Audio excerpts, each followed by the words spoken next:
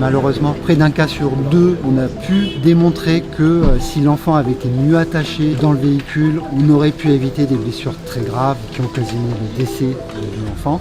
Et dans les enquêtes d'observation en bord de route, on a vu que 2 enfants sur 3 présentaient au moins une erreur d'attache. Les erreurs les plus fréquentes, ce sont le positionnement du harnais ou de la ceinture sur l'épaule, au niveau du bassin, mais aussi des erreurs d'attache du siège auto lui-même dans le véhicule. Donc là, ce qui est très important de vérifier, c'est le passage de la ceinture autour du siège et de l'enfant. Notamment là sur ces nouveaux sièges, on a des marques vertes. Ça veut dire que c'est là qu'on doit faire passer la ceinture. Une marque verte au niveau de la tête, de l'appui-tête de l'enfant. Donc ça permet de bien positionner la ceinture sur l'épaule. On a une marque verte au niveau du bassin. Donc là, ça permet de s'assurer que la ceinture va passer à plat sur le haut des cuisses et retenir l'enfant par le bassin en cas de choc. Et là, en plus, on l'a pas sur tous les sièges, mais on a une marque devant l'enfant pour s'assurer que la ceinture ne va pas aller sur le ventre de l'enfant. Donc là, ça permet d'éviter des blessures à l'abdomen.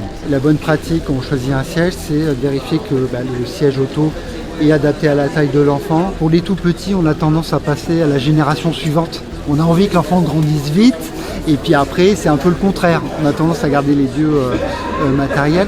Donc vraiment, il faut voir la classe de taille qui s'applique au siège auto et prendre celui qui est adapté à l'enfant. Après, il faut vérifier que c'est compatible avec le véhicule. Pour les enfants qui ont moins de 15 mois, aujourd'hui, on les installe dos à la route. Parce qu'en fait, à cet âge-là, l'enfant a une tête qui est quand même grosse par rapport au corps, qui a encore des muscles, un cou qui n'est pas très résistant. Comme les chocs sont souvent des chocs frontaux sur les véhicules, il va être projeté vers l'arrière et c'est le dossier qui va retenir l'enfant sur toute la surface du corps, y compris la tête. Donc la tête n'est pas projetée en avant, elle est retenue par le dossier et donc on a beaucoup moins de blessures graves au cou et à la tête grâce à ce système dos à la route. Le point qui reste dramatique, c'est des petites erreurs. Le harnais qui n'est pas sur l'épaule ou sur le bassin. Le problème, c'est qu'en cas d'accident, ça peut occasionner des blessures extrêmement graves, voire mortelles.